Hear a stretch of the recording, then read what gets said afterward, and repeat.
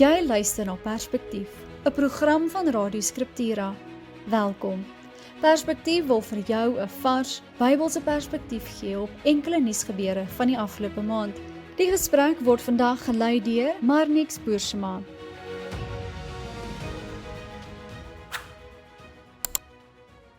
Goeiedag en baie welkom by hierdie uitsending van Perspektief. Ons kyk na Mei 2026 en ons 3 onderwerpe waarna ons gaan kyk. Voordat ons daarby kom, baie welkom aan Jaco de Beer wat saam met my in die ateljee is. Jaco, ek sien uit na ons gesprek ook vandag. Ja, soos julle op die skerm kan sien, is ons eerste onderwerpe vandag die Magnifica Humanitas, wat die paus uitgereik het en die kultuurdebat wat dit ontlok het. Tweedens gaan ons ook kyk na 'n storie oor 'n Skotse seentjie wat nie in 'n moskee gekniel het nie, en die kategetiese vrae en so wat dit natuurlik vir ons ook na vore bring. En derdens kyk ons na 'n artikel in die Daily Maverick en ons wil gesels oor anti-immigrasie, eie geregtigheid en die vreemdeling. So kom ons begin dan by die eerste, Jaco. En dit is die Magnifica Humanitas wat deur die paus nou uitgereik is. En dit is vrylik beskikbaar om te lees op die internet. Ons sal die skakel ook deel sodat enigiemand wat hierdie episode kyk of luister dit ook kan deurgaan. Baie interessante skrywe en die rede hoekom ons dit graag wil noem is nie omdat ons enigstens die Rooms-Katolieke leringe onderskryf of wil bevorder nie, maar hierdie skrywe, die Magnifica Humanitas, het 'n geweldige kultuurdebat ontketen. Eintlik 'n kultuurdebat wat al reeds in die gang is, die kultuurdebat rondom kunsmatige intelligensie of AI. En hierdie skrywe of hierdie ensikliek of hoe mense dit ook al in Afrikaans sou uitspreek van die paus, spreek hierdie saak aan. En dan word daar natuurlik sekere teologiese beginsels genoem en dan word daar ook 'n oproep gemaak, 'n oproep gedoen aan die mensdom. En waaroor dit in breë trekke hier gaan is die menslike waardigheid teenoor 'n technokratiese paradigma. So die paus sê hiermee dat daar in elke mens 'n oneindige ontologiese waardigheid is, omdat ons dit van God ontvang het as mense, en dat ons waardigheid nie afhang van produktiwiteit, rykdom of vermoëns nie. En as mens byvoorbeeld gaan kyk na die Time Magazine, as ek reg is, was dit die Time Magazine wat ook onlangs artikels gehad het oor die jeug van ons tyd, wat eintlik baie hard skop teen die opkoms van kunsmatige intelligensie, want hulle is bekommerd daaroor dat dit hulle van produktiwiteit beroof en uiteindelik ook natuurlik van werk gaan beroof.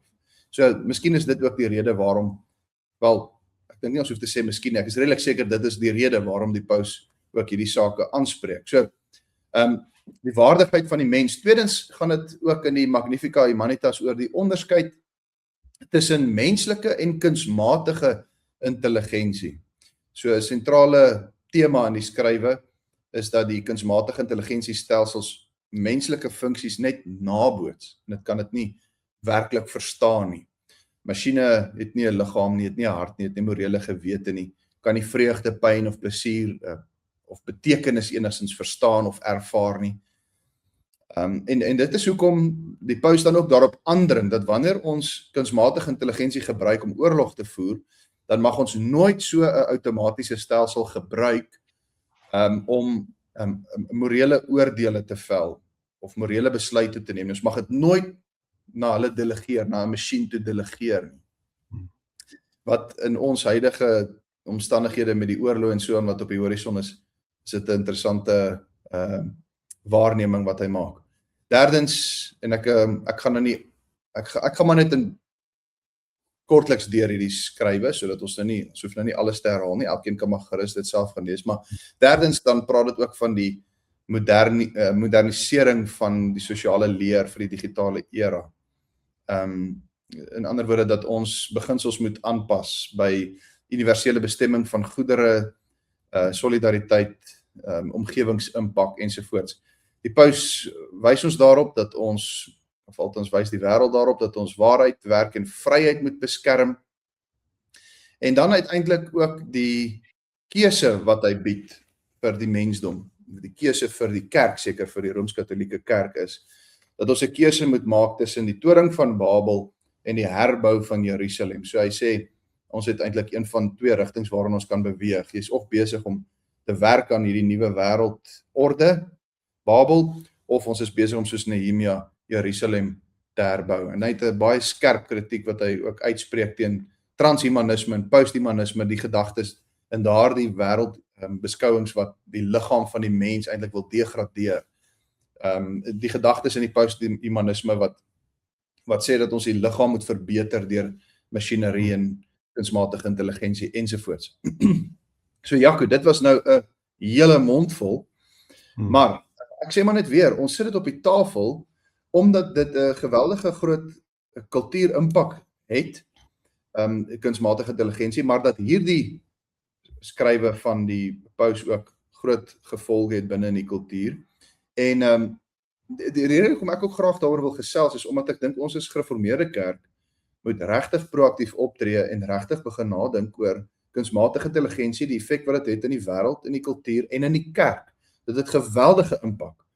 Op universiteit, in die katekisasieklasse, mens sien al as kinders begin vra en so aan antwoord, waar kom hy vrae vandaan, wat is hulle bron van inligting? Hoe gaan ons kinders leer om met hierdie tipe intelligensie te werk? Maar kom ons gesels eers oor die Magnificat Humanitas. Jaco, enkele gedagtes miskien, wat jy daaroor, net observasies wat jy dalk wil maak, en dan kan ons 'n bietjie verder daaroor gesels. Ek wil 'n bietjie 'n groter prentjie net eers vinnig inleidend skets, en dit is vir my op 'n manier ironies, dat ons nou met kunsmatige intelligensie wakker skrik oor die probleem. Die probleem is eintlik baie oud, die vermensliking van dinge, bo die mens wat God geskaap het. Ons het al diere vermenslik, as mense het met diere trou, wat diere op onsselfde vlak sien, is maar dieselfde beginsel vir my. Sosiale media het presies dieselfde kom doen as wat KI doen. KI is maar net miskien ek weet nie of die finale eindproduk van van 'n swak antropologie of vermensliking van materiële dinge is nie. Sosiale media, mense het op sosiale media verhoudings begin bou asof dit werklike verhoudings is. Dit is maar dieselfde beginsel agter dit alles. Mense wat net 'n getalletjie word. In ons samelewing afgelope dekades het die mens net 'n getal geword, 'n masjienkode geword. Rekenaars werk op 0 en 1, binêre kode. Die mense het 'n kode geword.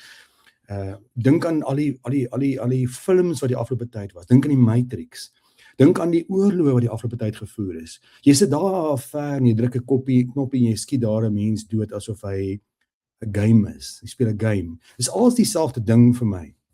En kom val KI, eintlik is ons voorberei al vir 'n lang tyd vir hierdie ding. En kom val KI in die middel van dit en dit vat net eintlik alles saam en ons is eintlik gereed vir KI om vir ons te besluit en dinge te doen, want ons het 'n swak beeld van die mens, die geskape mens deur God.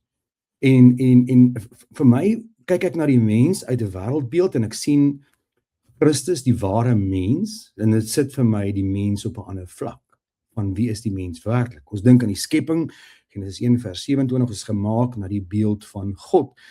So ek dink die groot kwessie hier is eerstens dat ons 'n swak antropologie het, 'n swak wêreldbeeld het, of 'n Bybelse beeld het van wie is die mens.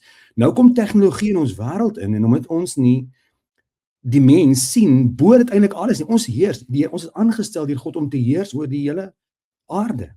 Alles is op 'n manier ondergeskik aan die mens. Die mens is verstandelik, emosioneel, geestelik, bo alles. Nou kom val iets soos KI in ons skoot en eintlik is omdat ons 'n swak beeld van die mens het, kom KI en KI is skielik bo ons. KI kan vir ons voel, KI kan vir ons praat, KI kan vir ons dink. En eintlik is dit net omdat ons onsself swak sien. Waar sien ons onsself? Ek wil net daai prentjie skets want ek dink wat die artikel doen is 100%, maar my groot vraag is, het ons nog 'n gereformeerde siening, gereformeerde antropologie, hoe gereeld leer dit in ons kerke, want as ons bemagtig is daarmee, dan kan invloede in dinge inkom, ons sal onsself altyd bo dit sien, en ons sal daai goed gebruik. KI is 0 en 1, is 'n masjien. Dit kan wonderlike dinge vir ons doen, maar ons laat dit verkeerde dinge doen, en ons stel dit op die verkeerde vlak, omdat ons 'n swak begrip het van wie is die mens. Ja. Die artikel raak presies hier aan, soos wat jy nou sê, die gedagte van antropologie, en dis vir ons goed om dit te lees, want dan besef ons direk dat kunsmatige intelligensie is nie iets wat in 'n vakuum gebeur nie, maar dit raak direk ons beskouing van die mens. Dit beskou ook, of dit raak ook ons beginsels rondom rentmeesterskap. Hoe dink ons oor die gebruik van sulke tipe masjinerie en intelligensie, wat weer terugkom na die 8ste gebod toe. So dit is belangrik om dit op te merk. Dat, ek dink tereg ook soos wat die skrywe sê, dat die waardigheid van die mens lê nie in ons produktiwiteit of wat ook al nie, maar dit lê in wat God ons gemaak het, die beeld van God. So ons moet weer gaan nadink oor wat beteken hierdie kunsmatige intelligensie vir ons beskouing van wat die mens is en hoe God hom gemaak het. Ons antropologie, die gereformeerde antropologie is ook iets wat miskien in die laaste jare 'n bietjie agtergebly het, in terme van, met al die tegnologie en so wat op ons voorstoep kom staan, dat ons dalk weer moet gaan hersien, en mooi gaan nadink, wat is 'n Bybelse antropologie? Ons het dit met 'n skok eintlik seker maar besef, toe ons COVID te maak gehad het met uitsendings en so aan, en toe moes die kerk opnuut weer dink oor eredienste en waar moet ek wees en nie wees nie, en hoe neem ons deel aan aanbidding ensovoorts. So dit kom nou al 'n rukkie wat ons met hierdie onderwerp stoei. Miskien net ook 'n opmerking wat 'n mens moet maak is, ek sukkel met die term kunsmatige intelligensie, behalwe dat die afkorting problematies is, KI, want dit is ook maar, dit kan ook iets anders dui, maar kunsmatige intelligensie skep die idee dat jy te maak het hier met 'n intelligensie wat amper op sy eie funksioneer. Nou verstaan ek dat dit is wat dit so kragtig maak, is dat dit agente het en maniere het om self te redeneer en te dink, maar op die eind van die dag is dit wat ons nou gebruik, ChatGPT en al daai klas van goeters, is eintlik net 'n groot taalmodel, 'n LLM, Large Language Model. En die goeters word getrein, word geoefen op mense se inligting. So wat jy nou gesê het, dit is verbasend dat ons nou eers wakker skrik, want ons is eintlik al lankal gereed hiervoor. Maar wat gebeur met 'n LLM of 'n KI masjien is, hy spoeg eintlik net vir jou die mens se eie goeters terug. Die mense goeters uit.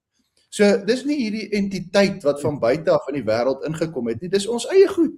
Dis mense se eie goed wat hom leer en wat hom trein, en nou het ons hom net baie slim gemaak om die mens se eie intelligensie vir hom terug te gee.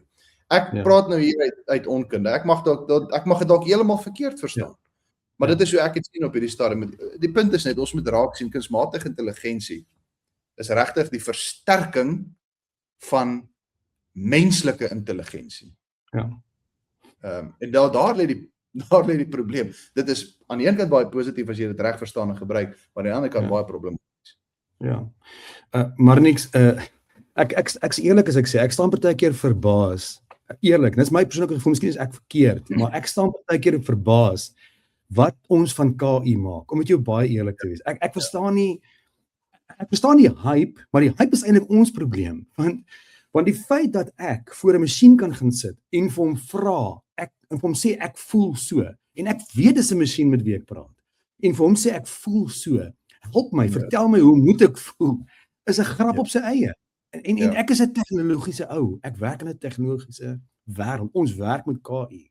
En KI is onder ons voete, die hele tyd. So goed as dit is, al wat KI kragtig maak, is 'n supercomputer wat kan 24/7 werk terwyl ek moet gaan slaap.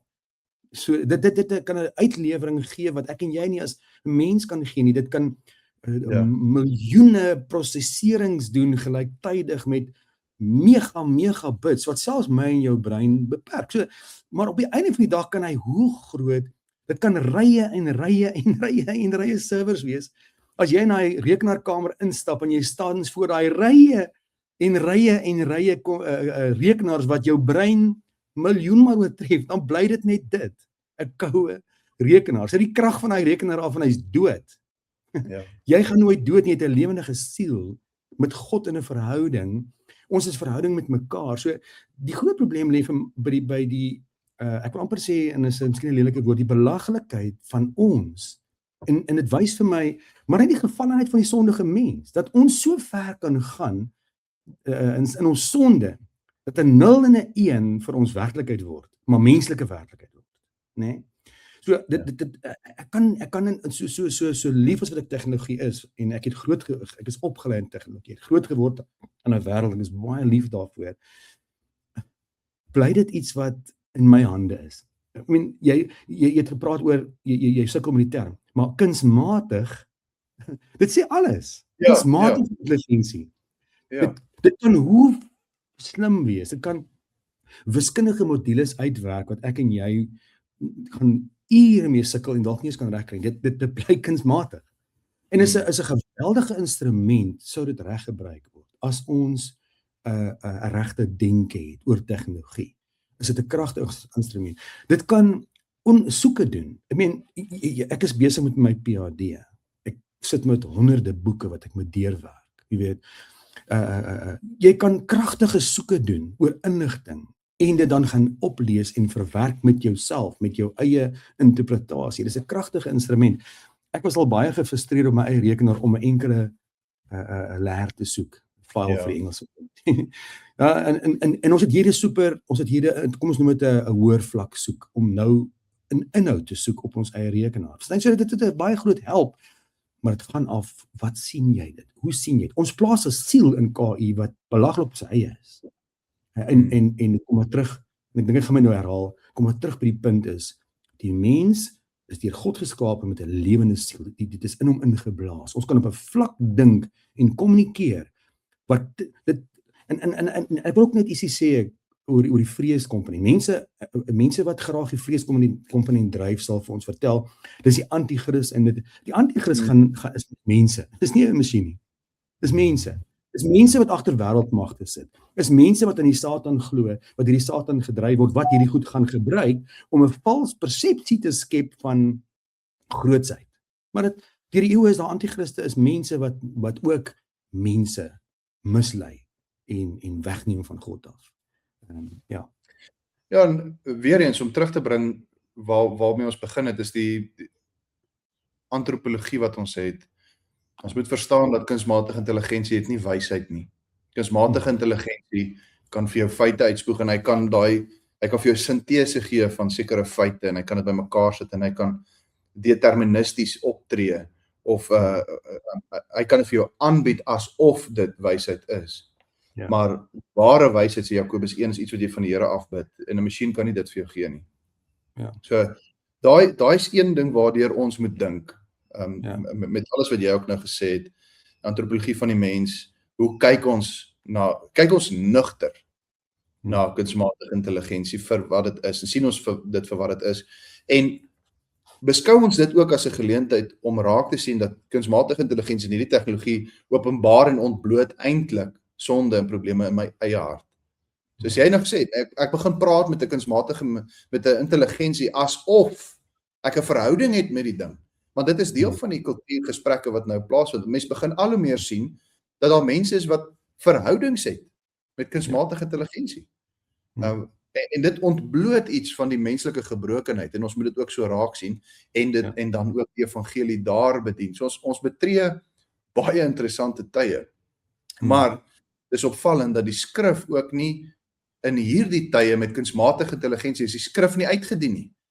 En die skrif het nog steeds antwoorde. Die skrif is nog steeds een voor. Die Here is nog steeds die opperintelligensie.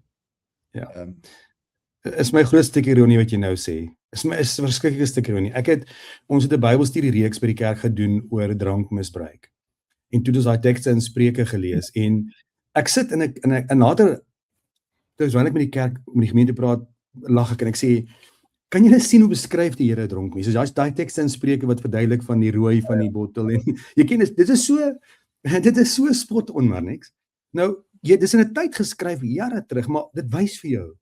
So hier sit ons met God se woord. En dis nie eenvoudig nie, so vergewe my terme, maar 'n boek wat geskryf is, wat bo KI staan, en vir ons alles van KI sê, wat KI nie eers vir ons kan sê nie, en wat selfs KI adresseer, wat vir jou wys KI is onder die Bybel. So eenvoudige ding soos 'n boek wat deur die Gees geïnspireer is, waar is oor alle tye. En Ja. dit is wat ons aan mense moet begin leer. Dit is wat ons vir ons probleem is, ons het stil geraak in die kerk om ons jong mense voor te berei vir die wêreld. Dis Met die gereformeerde kerk, gereformeerde teologie het altyd behoorlike apologetiek bedryf in elke tyd.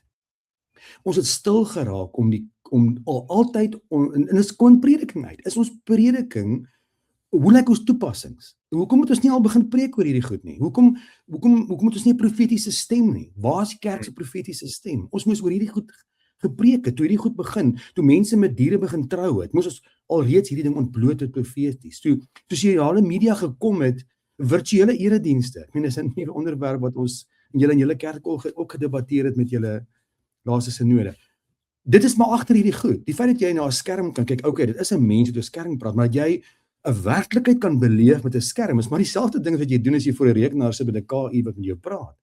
Wat jy nie kan vat en praat en saam jou kan huil nie. So, ons moet 'n profetiese stem.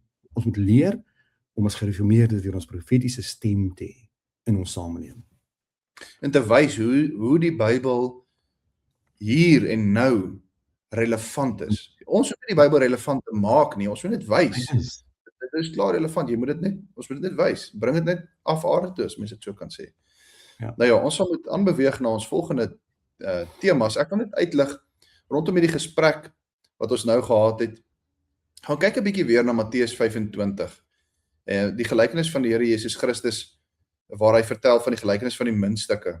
Soos een man wat op reis gegaan het, en sy slawe roep en sy besittings aan hulle toe vertrou. Vir een gee hy 5 talente, vir ander een 2, vir nog 'n ander een gee hy 1 vir elkeen volgens sy eie vermoë. En toe het hy vertrek en toe kom hy terug en dan vertel die gelykenis van elkeen wat gewoeker het met die talente en dit wat daarop volg. En kom ons gaan dink hieroor na, wat beteken daardie gelykenis vir ons in ons tyd met al die intelligensie wat ons nou het, die talente wat ons nou in ons hand het. Hoe werk die kerk met hierdie talente? Is dit iets waar ons gaan sê, ons ontvang iets, maar ons gaan dit gaan begrawe, ons gaan dit demoniseer, ons gaan sê dit is absoluut boos, of gaan ons sê, goed, hier het ons dan nou talente ontvang, kunsmatige intelligensie ontvang, ons het 'n instrument ontvang, hoe gaan die kerk dit gebruik? Hoe gaan ons hieroor dink? Binne in die Bybelse wêreldbeskouing. Hoe gaan ons hiermee woeker?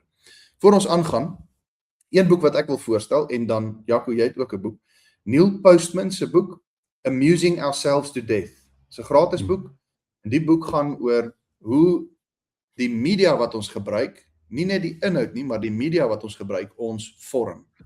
In ander woorde, dit gaan daaroor dat die tegnologie van fotografie, die tegnologie van televisie, of die tegnologie van kunsmatige intelligensie, daardie media is self iets wat 'n vormende impak op ons het, en dis iets waarvan ons moet bewus wees. So gaan lees daai boek, en dan Jaco, jy het nog 'n boek wat jy ook wil voorstel. Ja, Carl Trueman is regtig vir my 'n profetiese stem in ons tyd waar ons leef oor hierdie onderwerp. Sy nuutste boek wat hy geskryf het, gaan presies hieroor, The Desecrating of Man. Dit gaan juist oor antropologie. Hy het 'n paar ander ook geskryf, The Desecration of Man, How the Rejection of God Degrades Humanity. Daar hoor jy dit in die tema. Die tweede een is To Change All Worlds, Critical Theory from Marx to Marcuse. Ek kan nie of ek dit uitspreek nie. En dan is ook Crisis of Confidence, Reclaiming the Historic Faith in a Culture of Consumed with Individualism and Identity. Daar's 'n ander boek wat hy ook geskryf het, ek kan hom nou nie raak sien, maar anyway, ek sal vir die dames vra, The Rise and the Triumph of the Modern Self, daar hoor jy dit ook. Nee? Al hierdie temas, hy het regtig baie goeie boeke geskryf oor hierdie onderwerp, en ek sal ons luisteraars aanbeveel na boeke te lees, en ons kan vir die dames vra om dit ook op te sit, die skakels. Hy wys baie mooi hoe idees wat in die verlede na vore gekom het, hoe idees eintlik net herhaal, ek kan net 'n nuwe baadjie. Hy's baie goed daar. So ja, ek sou definitief ook dit wil aanbeveel vir ons luisteraars. Kom ons gaan aan na ons tweede onderwerp. En dit is 'n nuusgebeure waar ons gelees het van 'n seentjie, 'n Skotse seentjie. Dan sou 'n foto op sosiale media wat versprei van ander Skotse seentjies wat in 'n moskee agter 'n imam staan, en die imam wys hulle en leer hulle demonstreer hoe om te kniel en te bid binne in hierdie moskee. En dan wys die foto van die seentjie, en daar is ook 'n video beskikbaar, Die seentjie wat gewoon een kant staan en nie meedoen aan die aanbidding nie. Of althans soos, dis nou die hele debat, was dit ware aanbidding of was dit eintlik net iets was dit maar net 'n demonstrasie gewees. So, dit was deel van die Beaver Scouts, die 6 tot 8 jarige seentjies se Faith Activity Badge, as ek dit reg verstaan, om jou Faith Activity Badge te kry, het hulle gegaan na 'n uitstapie na die moskee, en daar het 'n moslim man vir hulle gebedshoudings gedemonstreer. Net interessant, nee, en daaroor moet ons gesels, die Beaver Scouts, 'n Faith Activity Badge, wat op dese aarde is dit, en hoe is dit relevant? Maar nietemin, dis seker hoekom ons hieroor gesels vandag, nee. En die video wat uitgegaan het van hierdie seentjie wat nie deelgeneem het aan die demonstrasie nie, die seentjie word beskou aan die een kant as 'n stille held, as 'n simbool van weerstand, aan die ander kant natuurlik uitgekry as liefdeloos. So, dit het baie vrae, vir my persoonlik ook as ouer, ek het self gewonder, wat sal my kinders doen as hulle met so iets gekonfronteer word? Sê nou maar, hulle gaan op 'n uitstap, en ek het nie geweet, hulle gaan vir een of ander Faith Activity Badge, gaan hulle na moskee toe, en hulle beland in daai situasie, wat gaan my kinders doen? Is my kinders voorbereid en ingelig om te weet, hoe maak ek in so 'n situasie, en hierdie knielproses, aanbiddingsproses wat hier plaasvind, al word dit bestempel as 'n demonstrasie, is dit iets waaraan 'n Christen moet deelneem? Of kan ons by hierdie seentjie wat bly staan net iets leer? Hier is daar wat Bybelse lyne wat ons ook kan volg, maar voor ons daarna gaan, Jaco, dalk 1 of 2 gedagtes van jou kant af. Ja, hier is 'n hele paar dinge in hierdie storie. Ek aanvanklik die storie sien.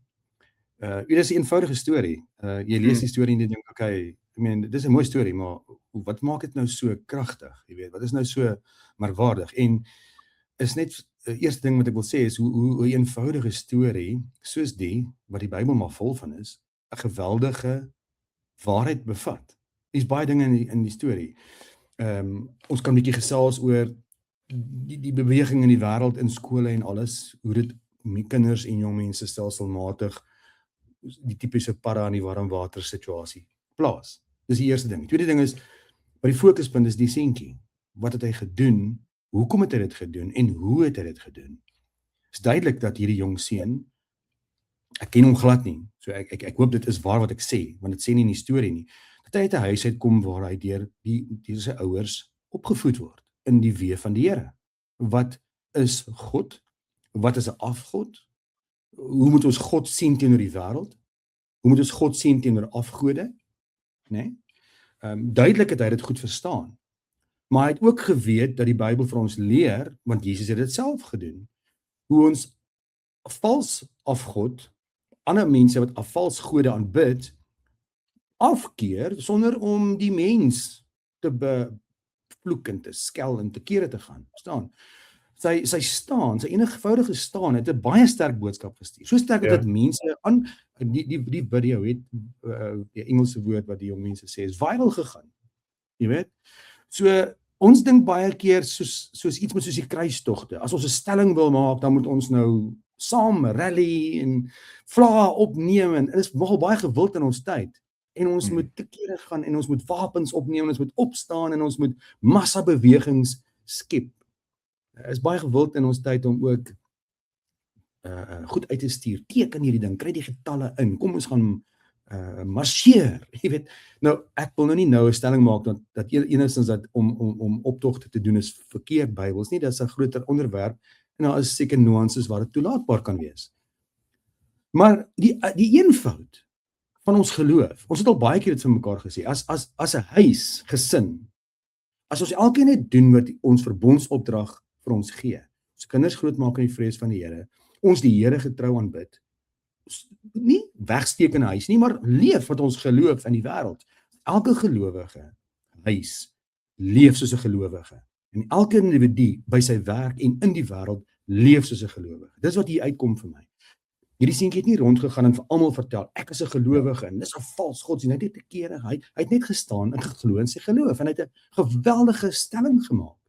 Ja. En 'n standpunt uitgestuur, sonder dat hy iets gesê het dat die mense ongelowiges aangegryp. So, ek dink daar's 'n groot boodskap vir ons hierin.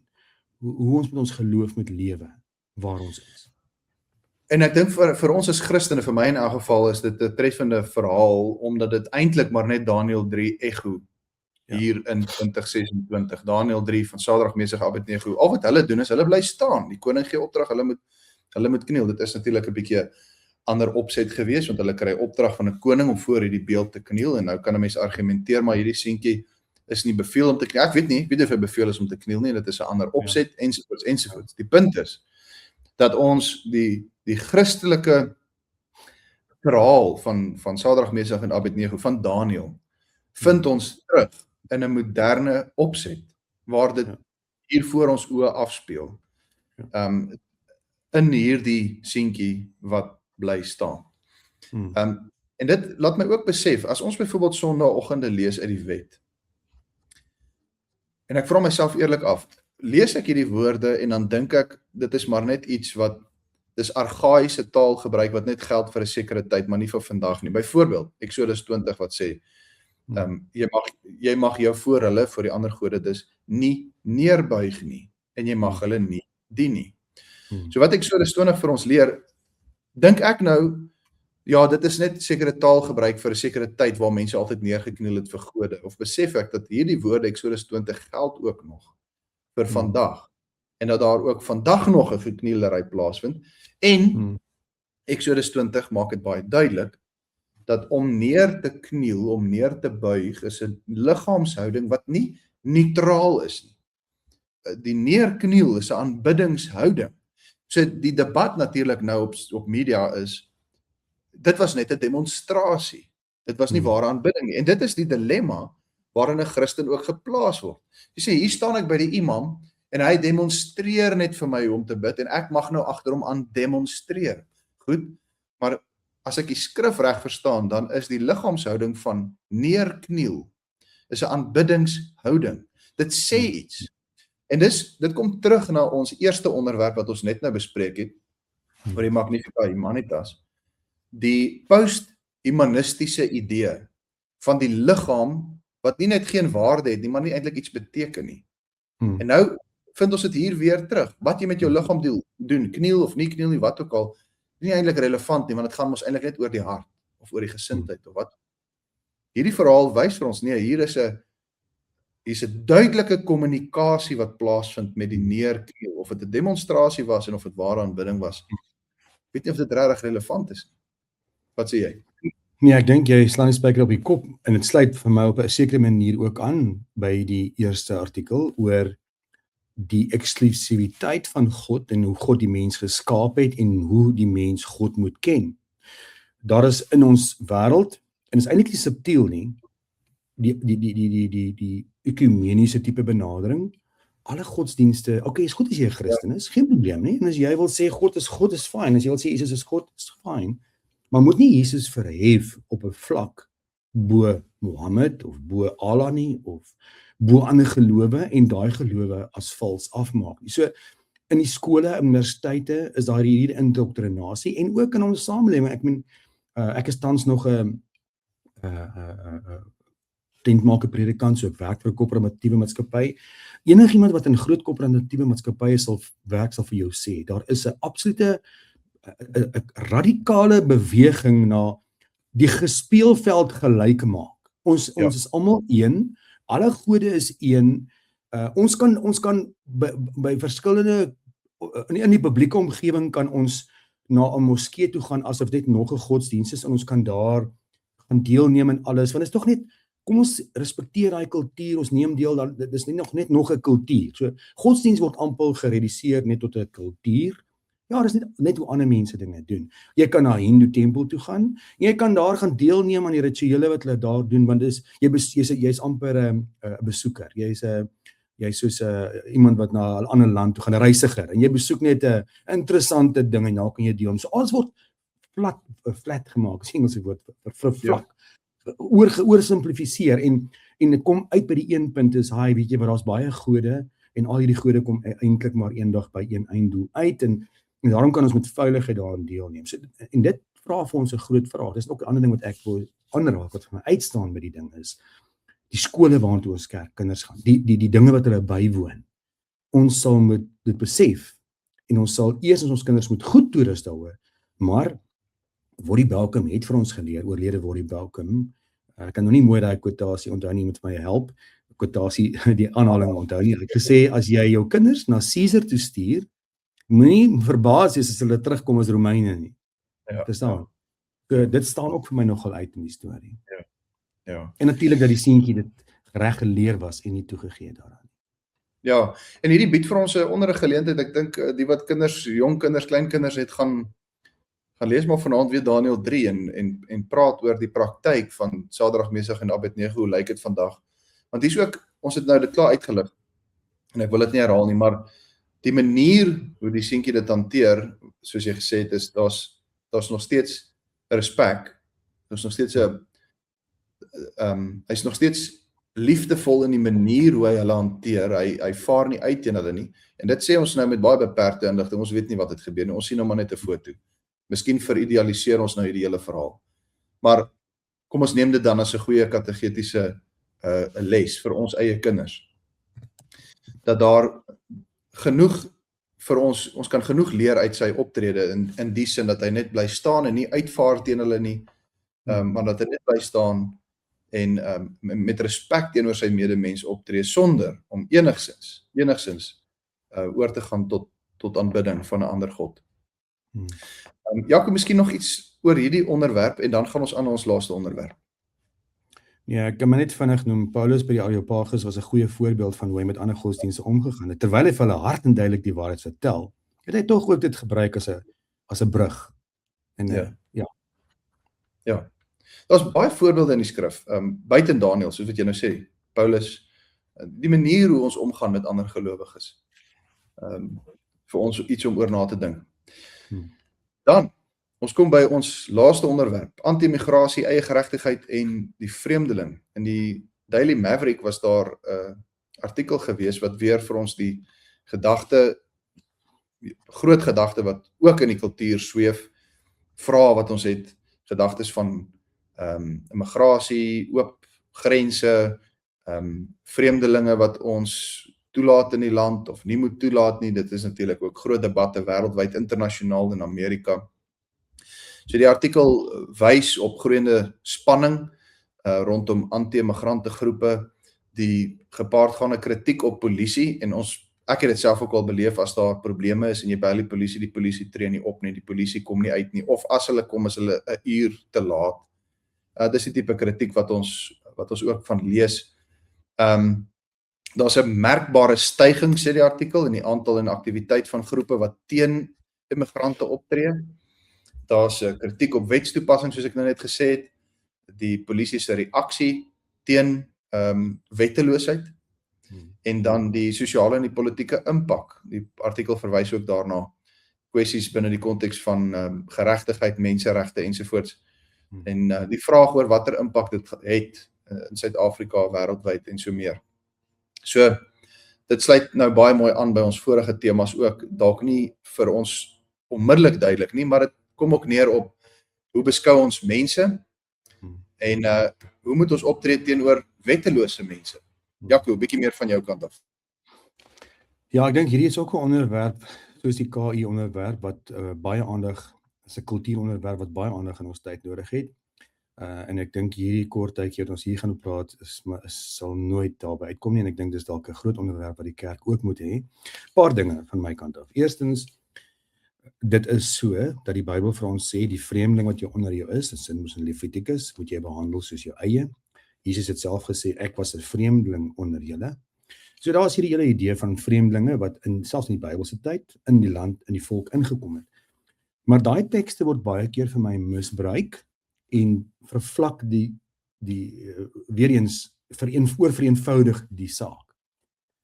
Daai tekste moet in die konteks gesien word wat dit gesê word. Daai mense wat Israel ingekom het, is so behandel, maar hulle het wettig Israel ingekom en hulle ook onderwerp aan die wette van die land. Nou, ek het nou onlangs al 'n hele paar in gereformeerde kringe, predikers gesien die tekste aanhaal en vreeslik uitvaar teenoor die verset teen immigrante en natuurlik 'n oop grens beleid. Ek dink dit is verkeerd. Handelinge 17 sê duidelik vir ons dat die Here grense gestel het waar volke sal bly. Terwyl Romeine 13 ook vir ons baie duidelik leer dat die regering daar is om goed te regeer vir die goed van sy volkgenote en ook die swaard te dra aangestel deur God om wetteloosheid te bekamp. So al hierdie goed moet nou by mekaar kom hierso. En dan ook natuurlik die optrede van eie mense in desperaatheid wat nou begin mense regtig, en as lelike tonele, lelike films wat ek al gesien het, hoe mense regtig, dit is ook verkeerd. Dit ontken ook die beeld van God in mense. So ons het 'n verskriklike ingewikkelde situasie hier, wat nie net so eenvoudig is, die vreemdeling moet binne jou, moet jy soos jou eie hanteer nie, en aan die ander kant ook nie net so eenvoudig is. As jy onwettig is, dan gaan ons reg in eie hande neem en ons gaan in 'n boendehof jou teregstel. So dit is alles aan verskillende kante, maar wat duidelik hier is, in die middel sit vir my daar 'n verval van regering wat eenvoudige wetteloosheid met 'n oop grens en 'n liberale denke oor volk en nasies en tale wat God ingestel het, misken, en wat sy taak val as 'n goeie regering om die burgers van sy land te beskerm teen onwettige immigrante wat wetteloosheid in eie land kom bedryf. Daar was in die nuus die week, en dis nou wel nie 'n Christen nie, maar hierdie bekende DJ Warris, dink ek is sy naam, of Warren of Warris, hy is deur 2 Mosambikers vermoor, tereggestel. Baie van hierdie goede, en ek maak nie hier stellings om te sê alle immigrante is so nie, maar baie van die goed word bedryf deur gedoen, en is natuurlik eie mense ook, so eie mense is net so skuldig daaraan. Die punt is, die Bybel leer vir ons dat grense, 'n landgrense het wat gesond is, en dat as jy die land wil binnekom, moet jy wettig aansoek doen, dan moet wette wees, jy doen aansoek, jy kom onderwerp jou aan die land waarin jy kom woon, aan sy reëls en sy wette, jy volg sy immigrasiewette, jy wag vir jou werkspermit ensovoorts. Die probleem staan aan 'n verval van wetteloosheid, aan eie regering se verval van wetteloosheid, en ook die verval van 'n samelewing. Die twee werk soos 'n sneeubal saam. En in die middel wil ek tog ook sê, sit die kerk. Wat sê ons as kerk hieroor? Ek sien hierdie ding wat ek net te genoem het, 'n predikant wat sê ja, ons moet ook grense en alle immigrante moet inkom. Dit is onwaar. Die kerk kan nie dit sê nie. Tweedens, ons moet 'n gesonde, genuanceerde profetiese stem weer eens wees in hierdie situasie. Die gevaar natuurlik is wat ons nou na teonomie begin neig, of Christelike nasionalisme, kruistogte, en nou word die kerk reg in eie hande. Nee, die kerk moet sy plek ken. So in hierdie onderwerp kom al gereeld voor, en sies ek praat so 'n bietjie baie, maar hierdie onderwerp kom vir my baie voor. Ons het al baie van mekaar gesê, die kerk weet nie meer deesdae, wat is sy rol in die samelewing? Dis ook 'n groot onderwerp. Daar's uiterstes oor hierdie onderwerp. Die kerk het begin wegkruip aan een kant, dat is nie ons plek nie, niks so daaroor sê. Die kerk moet net kerk op die hoekie wees, en daar in sy eie kring evangelie verkondig. Ander uiterste is weer nee, Christelike nasionalisme en teonomie en alles. Ons moet nou reg in eie hande neem. Die kerk moet die leiding gee. Regering moet Christelik gemaak word, ensovoorts. Ons moet weer diep gaan ondersoek. Wat is die kerk se rol en hoe speel ons profetiese stem in die kultuur van die wêreld waarin ons leef? Ja. So ons sit hier met 'n baie moeilike spanning, en jy het dit nou klaar uitgelig, maar dit lyk vir my ook dit is Levitikus 19, Deuteronomium wat praat van die liefde en barmhartigheid ook teenoor die vreemdeling, maar tereg soos jy gesê het, daai is nie blanco check om te sê kom pleeg onreg hier in my land nie.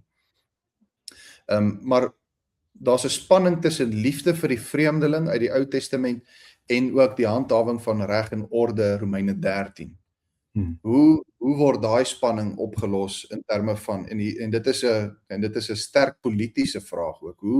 Hoe kan die Christen op politieke vlak, die van ons wat Christene is wat op politiese vlak, wat in die parlement of waar ons ook al is, hoe gaan ons hierdie spanning Christelik hanteer? Want ons wil nie een van die twee streep deurtrek nie. Ons wil nie sê nou praat die Bybel glad nie meer oor liefde vir die vreemdeling of liefde vir my vyand, of hoe ek dit ook al sien nie.